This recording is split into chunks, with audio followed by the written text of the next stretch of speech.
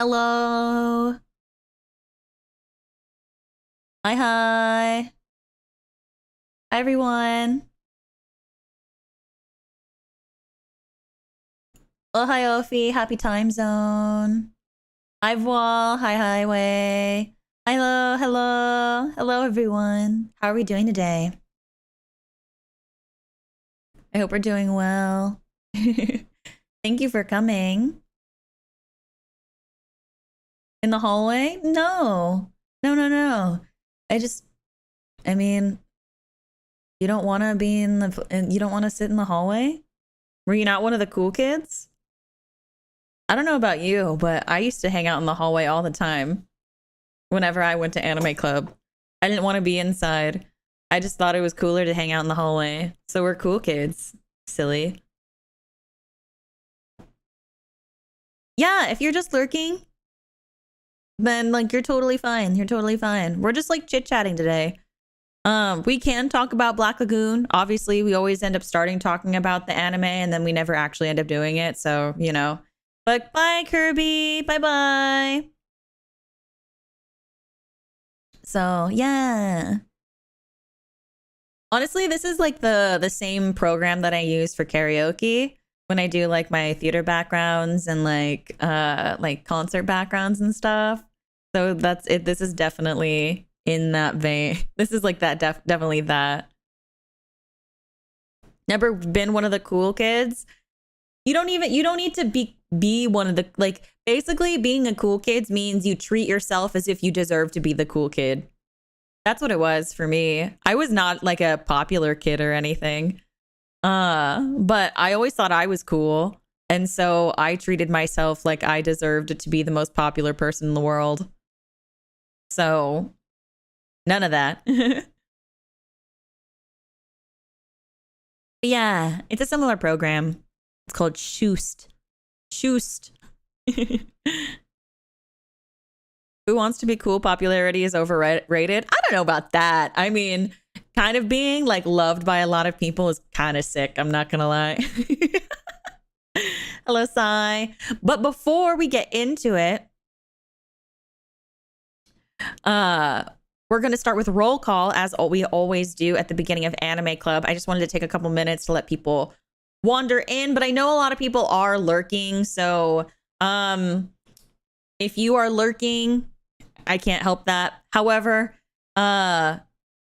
it does mean that I will be like, that counts as an absence. It counts as you're late. You're late to the Anime Club meeting.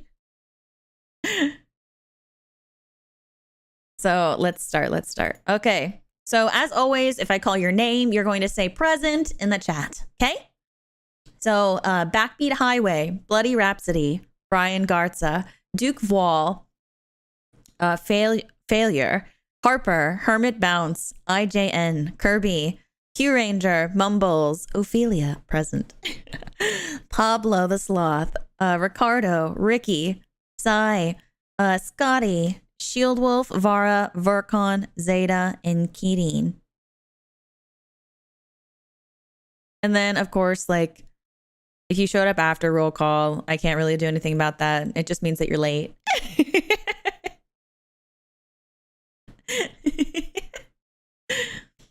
So, what's it called? Oh, okay. So I had this thought. This doesn't have anything to do with Anime Club. I had this thought that I wanted to talk about really quick. Hi Bird. But I had this thought since we hit the 200 members, we're going to be doing ASMR pillow talk. But I was thinking that if we hit like 250, maybe I'll do like a members only ASMR stream. Like maybe it'll be like a more intimate, not like sexual, just like a more intimate ASMR scenario. Does that sound cool? Because I was trying to come up with new ideas. So like a members only ASMR. Yeah. I feel like that would be a good idea. I don't know. What do you guys think? You're a new member? Welcome in. Welcome to Anime Club. We just did roll call, so if you showed up after roll call, then you're late. Does chat have to whisper too? No, you guys are gonna be you guys aren't gonna be you guys aren't gonna be on the screen. Yeah, like cozy intimate, not sexy intimate. I mean, I'm already like very like naturally sexy intimate in terms of personality when I flirt with anybody, so that comes with the territory. How can we yell like this? I'm gonna tell you to be quiet, but yeah. For along for the ride for 1 month, AO, unless you get gifted another membership, you know? But how many members? I was thinking 250. Yeah, I think 250 is a good number. Yeah? I don't know. But what's it called? If this is your first time to Anime Club, welcome to Anime Club. I am Ophelia Midnight, your Anime Club president. And we talk about anime sometimes. We hold Anime Club meetings. Well, we used to do once a month, but I think I'm going to start doing twice a month. So unless you're a tier 3 tier 2 or tier 3 member, then you probably then you get Anime Club like 2 to 3 times a month already. So this is more like Anime Club Zatsudan. I like spill secrets that like I don't I spill the secrets that I don't normally get to share on stream. So you guys get my updates of like new original songs, wink wonk, like lyrics, projects, at this point, you know, I used to like get upset at you guys for like saying everything's a Zatsudan. But I won't ever admit to it on a non-member stream, but real talk, everything is a Zatsudan. Everything is a Zatsudan. So yeah, so welcome to I might as well just call it like a secret club. I might as well just call this the secret club of secrets, but it's just Anime Club. That's the front. It's like Fight Club, but you don't talk about Fight Club, and instead of fighting, we talk about all the projects that I'm working on that I'm really excited about. You know, I wouldn't say I'm the queen of Zatsus. If I was the queen of Zatsudans, I feel like I think every stream I would have is a Zatsu. And not every stream I have is a Zatsudan. I can confirm this. Yesterday, I was so focused on Cult of the Lamb. After the stream was over, I felt bad that I wasn't talking too much. Okay, what do you mean X to doubt, Ricardo? Please. I have a long vacation, but less time to watch anime. I wonder why. Maybe touch too much grass. No, touching grass is not bad. I literally, when I'm not on a computer, I'm literally touching grass. I love going outside. Like I almost canceled Anime Club today just because the weather is so nice. It is so nice out. I want to go outside so bad. Like I want to go outside and tan and like all that stuff. You guys can't see it because of my dress, but I have some serious like tan lines from my bathing suit. It's so insane. Speaking of Kiara, yeah. What's it called? We're doing the Kiara voice acting stream. I'm super happy about it. I'm very, very excited. I've been practicing a little bit beforehand just so like no one can try to roast the shit out of me. But I'm super excited. I don't watch a lot of Kiara's content, so this is like honestly my first time really sitting down to consume it. So I'm really excited. That's something I will never be able to naturally do. Oh no, you could always do a spray tan. How many times have you said little shit? I don't know. Yesterday I was saying piss water a lot, so I don't know. Like it kept saying mother of piss. Like, am I okay? Like, why did I say that? Like, why was that the thing, you know? Why would we roast you? No, it's more in the sense of like, people like to tell me what to do. They're like, whenever I do voice acting streams, they're like, you could sound like her. It's just not the same. Like, okay, you do it. Like, you try. I want to see you try. Tell me it's easy. Okay, bitch. How you sounded imitating an Ian VTuber? I don't think it's any. I mean, I did VReverie, so I don't think it's any different than doing a regular like voice acting stream. So I think this will probably be a lot easier because I speak English and she speaks English and she streams in English. And so yeah, Zeta, I did before I did my HoloLive series, I did VReverie, I did the Australian accent, but those were a lot more on the educational side, whereas the HoloLive ones are like so far have been mostly me mimicking sound because I don't speak Japanese. So it's hard for me to not understand, but how it's hard for me to teach in a language that I'm not familiar with. So I will judge your German accent. Well, I'm not German. I'm not going to like, it's the thing with voice acting streams is that there is no judgment is not welcome because it is an educational space. However, the thing with judgment in an educational space, it tears people down and instead of encouraging them to do better. So maybe judgment is not the correct word, but and then like criticism that is not asked for is also not welcome. You know, it's very like that kind of energy. Because when I do my voice acting streams, I'm very gung ho. I went on a rant during my Miko stream about how voices are unique and special, and they're also very much a product of your area, a product of study and the people that you encounter.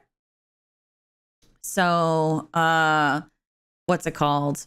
It's very important to me that in terms of the voice that we don't judge, but we more so study the little nuances and learn to appreciate the little bits of it. If I'm unable to do something, I want to like, I'm very willing to admit that I'm not able to do something, but I want people who come into the streams be able to hear me talk and understand where they come from, because the cool thing about accents is like sound comes from different places in the mouth, like tongue placement, how lightly the tongue taps against the teeth. Is their jaw more forward, backward? Is the sound more in their chest? Is it nasal? Where does tone resonate in their face? You know, and all that kind of stuff. And it's different for each accent. And obviously, biologically, there are different things for each people based on like the thickness of your vocal folds. But I'm super I love like breaking it down and talking about how weather influences you, like what culture influences you. I love talking about the voice. I could literally talk about it forever. It's just what's it called? So like when people come in and they're like trying to tell me what to do, and I'm like, no. I'm like, no, I got this. I know what I'm talking about. I'm still practicing. I just got here. There's no need. People who are able to master certain accents, if that is not their original accent, it's because they studied it for years or lived in that area. You know, that kind of thing. So I love the voice. I could talk about it for hours. But anyway, remember we're an anime club? We're an anime club. We're an anime club now. I forgot. Sorry. Yeah. Sorry. But yeah. I'm talking about anime girls. That's close enough. You think so? Yes, this is anime club. What did you think this was? Stop. This is what club now? This is the anime club, Mitch. Oh, God. Here to paint pictures of the pretty lady at the front. Oh, do you want me to go take her? Do you want me to go take you to her? I'm sure that we'll find her. I left my soda in the freezer.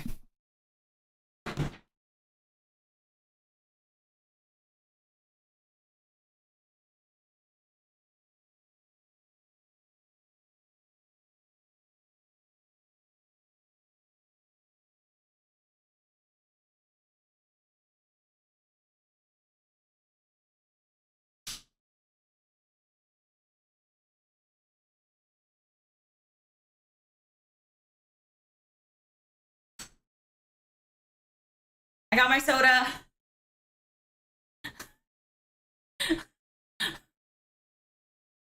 I got my soda. I wanted it to be cold because it wasn't cold, and I was supposed to get it before the stream started. Oh no. What kind of soda? A ginger ale.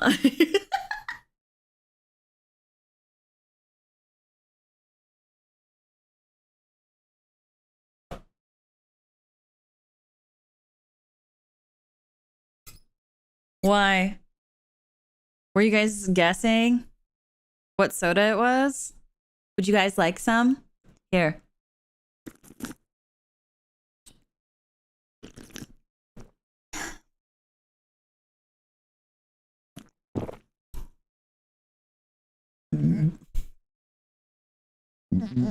Ow.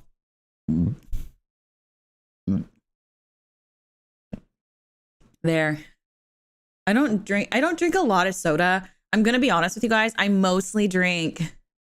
Is this how ghosties feed? Wait, what does that mean? What do you mean how ghosties feed? Can you bird feed it to me? Yeah. Hold on a second. Hold on. Let me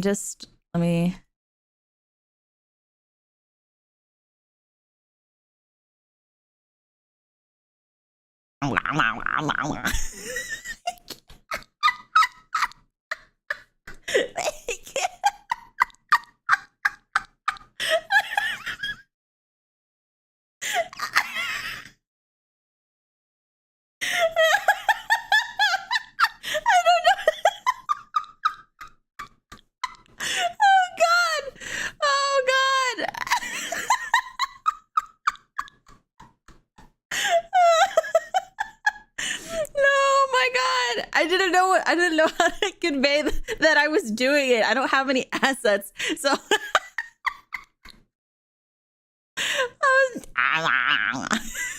there you go. You can clip it. Oh, wait, hold on. I have a great idea. Hold on.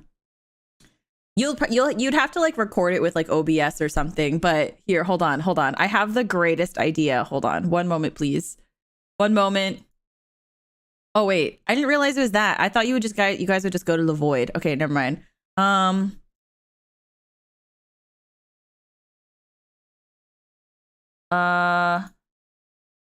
that.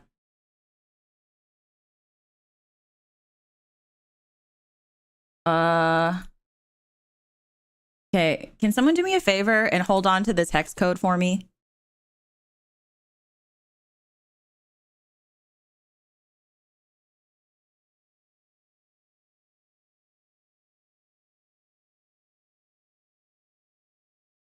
Oh, wait, it made it. Hold on.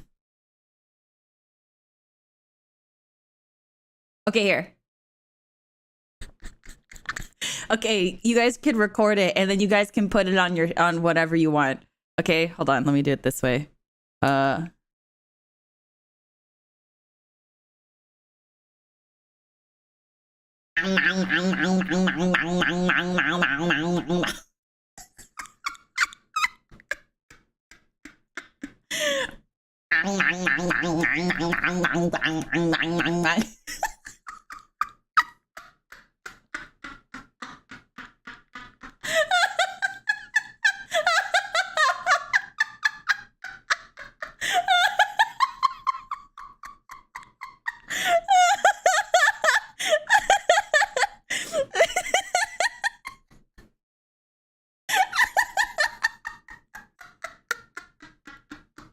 You're so lame. Is that a good one?